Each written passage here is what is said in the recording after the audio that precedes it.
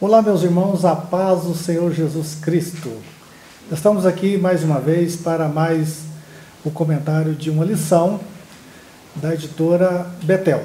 Nessa feita, nós estaremos comentando a lição de número 2, que tem como tema a fidelidade de Jesus Cristo. Meus irmãos, então nós estaremos tendo a alegria, a satisfação de estar comentando essa lição, que é de autoria nossa. Nesse trimestre, nós aqui da Igreja Assembleia de Deus, Ministério Vila Nova, tivemos a oportunidade, a bênção de Deus, de estarmos contribuindo com a editora Betel, esses escritos desse trimestre. Então, nessa feita, a temática geral na qual nós trabalhamos é justamente fidelidade. Por isso que esse tema de hoje fala sobre a fidelidade de Jesus Cristo. Ok? Então vamos lá? Então, assim, a fidelidade de Jesus Cristo, ela está designada nessa lição em 3 nortes. Primeiro, a fidelidade de Jesus Cristo em relação a Deus o Pai. Então, Jesus Cristo, ele foi enviado a este mundo, veio ao mundo voluntariamente, ele esvaziou-se da toda a sua glória para vir ao mundo para cumprir a vontade de Deus o Pai.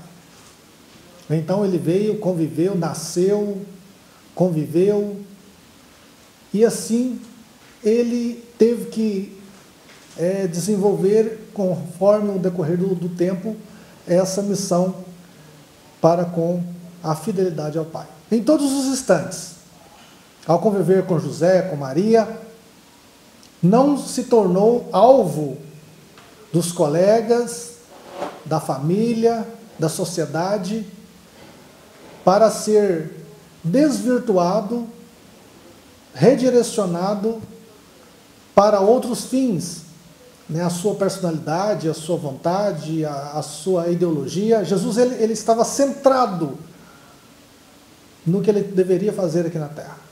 Portanto, então todos os passos dele aqui na terra foram marcados pela maneira fiel que ele comportou diante das pessoas e exatamente na intimidade para com o Pai. Então, durante todo o período que ele conviveu aqui na terra, até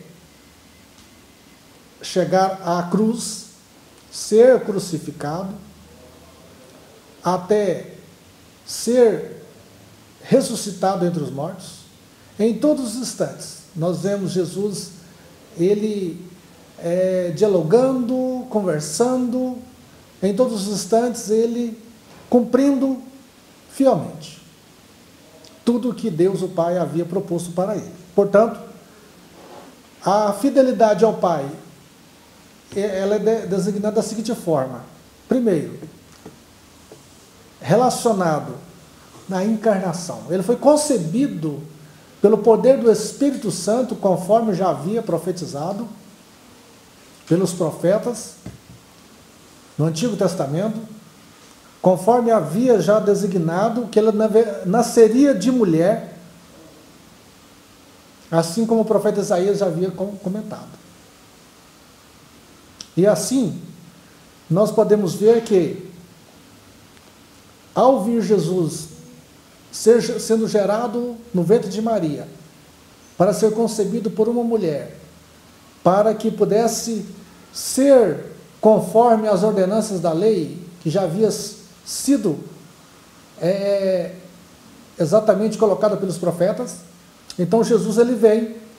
Então ele 3 coisas: a sua encarnação, ou seja, concepção, o seu nascimento e encarnação, cumpriu-se exatamente o que estava proposto para ele, obedecendo as profecias que Deus já tinha falado com o seu povo, o povo de Israel, de como viria o Messias, como viria Jesus Cristo, onde ele nasceria, como seria ele, ok?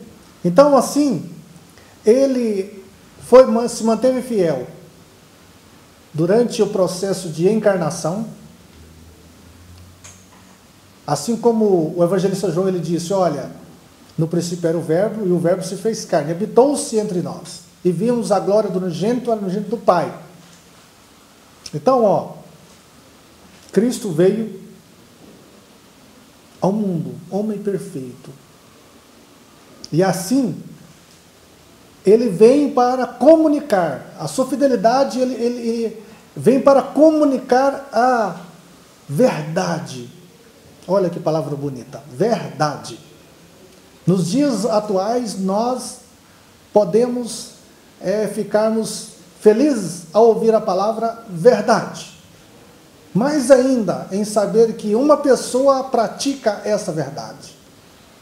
Que nós possamos a cada dia pedir a Deus que nos dê graça, condições, para que nós possamos a cada dia mais aperfeiçoar o nosso caráter e nós sejamos verdadeiros cristãos, verdadeiros homens de Deus, verdadeiros discípulos de Cristo. Porque Cristo, ele veio ao mundo para entregar a verdade, não a verdade humana, não a verdade que era proposta por Aristóteles, por Sócrates, um tempo antes dele chegar ao mundo.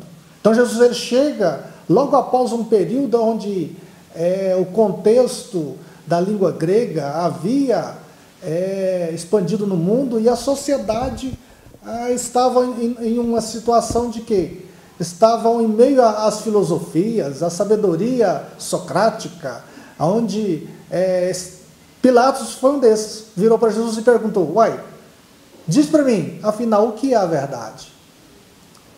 Aí eu volto para você, meu caro amigo, irmão, irmã, e pergunto para você, afinal, o que é a verdade? Na atual sociedade que nós vivemos. Porque por onde nós olhamos, onde nós passamos, nós vimos a prática da mentira, vimos a mentira tentando, como alguns teóricos dizem, que uma mentira dita muitas vezes, ela se torna uma verdade. É o que a sociedade tem tentado apregoar em nossos dias. Mas Jesus, não. Jesus, ele se manteve firme, não se deixou influenciar por aquilo que a sociedade mantinha como verdade. Porque ele veio comunicar a verdade do Pai. E trazer o plano de salvação a toda a humanidade. Por isso, ele comunica essa verdade. Os grupos religiosos daquela época ficaram totalmente indagando, procurando colocar Jesus em dificuldades nas respostas, mas Jesus, em todos os instantes, ele tinha a resposta certa, mesmo na hora incerta, porque ele realmente, Jesus, ele veio para comunicar a vontade de Deus, e para comunicar a vontade, que também era a verdade. Não era a verdade, não. É a verdade até hoje que Jesus veio comunicar sobre a salvação.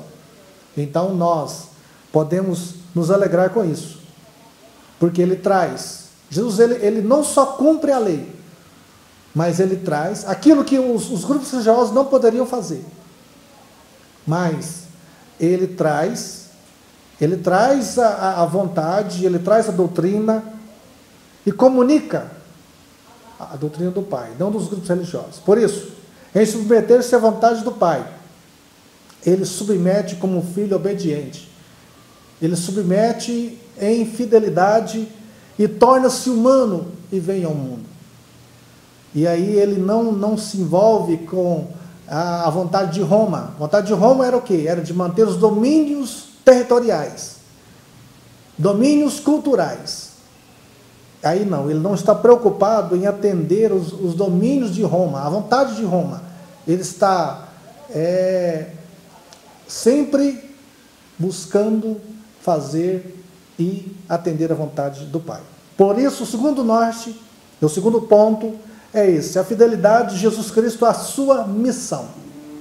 A missão de Jesus era, primeiro, expiar os pecados. Quando o homem pecou, deveria que alguém viesse para que pudesse pagar e resolver a problemática que se criou quando Adão e Eva pecou no jardim.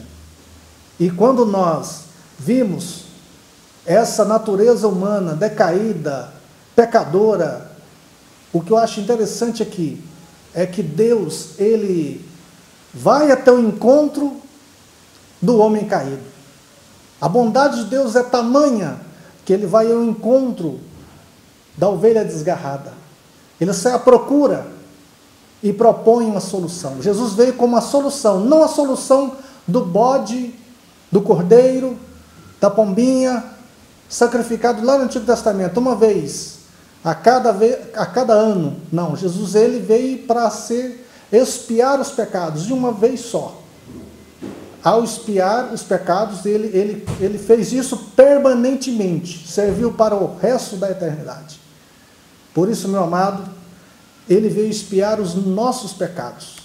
Não apenas expiar os nossos pecados, mas ele veio cumprir o que Deus preparou. Por isso, também após ele ser fiel a essa missão de expiar os pecados, ele concede a remissão dos pecados, e o torna, cada um de nós, reconciliados para com Deus. Através de uma árvore, o homem saiu do jardim. Através de uma árvore, o homem saiu do jardim. Por causa da desobediência, comeu do fruto da árvore, saiu do jardim, do paraíso.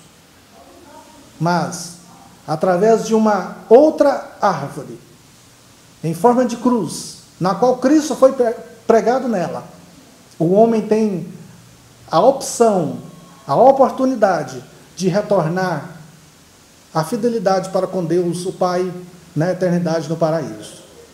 Então, Jesus ele vem salvar os perdidos. Ele tem a fidelidade de salvar os perdidos. Todos os que estão perdidos, ele está sempre à procura, sempre em oportunidade, os braços abertos para abraçá-los. Tá certo? E o tópico 3, ele traz a fidelidade de Jesus Cristo à sua igreja. Jesus ele não veio apenas fazer história. Jesus ele veio, cumpriu a sua missão, obedeceu ao Pai, cumpriu a sua missão, mas também ele continua fiel a mim, a você, a toda a sua igreja, que pauta pela palavra dele. Então, a igreja é a única organização instituída por Jesus para representá-lo na terra. E assim, ele propõe em revestir a sua igreja. Todos aqueles que obedecem a sua palavra, ele capacita para pregar, testemunhar e também anunciar o evangelho. Você foi chamado para fazer parte de uma igreja instituída por Jesus. E ele capacita essa igreja, ele não abandona ela. Mateus 28, 20, parte B diz: e eis que eu estou convosco todos os dias. E assim, ele não apenas reveste, não apenas preserva cada um de nós, porque não são leis levantadas por políticos, grupos que vêm socioculturais, levantar normas e leis para que pudesse vir contra a igreja. A verdadeira igreja que pauta na palavra de Deus, ela jamais será acabada, destruída, porque a palavra de Deus diz que as portas do inferno jamais prevaleceria contra a igreja, porque ela está assentada nas regiões celestes. Diz Paulo, todos que foram ressuscitados com Cristo estão assentados nas regiões celestiais em Cristo. Por isso, a verdadeira igreja de Jesus jamais poderá ser destruída. A instituição, templo, construção, ela é atingida pelas leis. Mas a igreja sobrenatural, invisível de Jesus Cristo, jamais poderá ser tocada, porque só chega onde ela está pessoas que são novas criaturas. Apenas homens espirituais. Fechando então, nós precisamos de aguardar a sua volta, Jesus. Então ele é fiel à sua igreja e nós precisamos de ter a certeza da sua volta.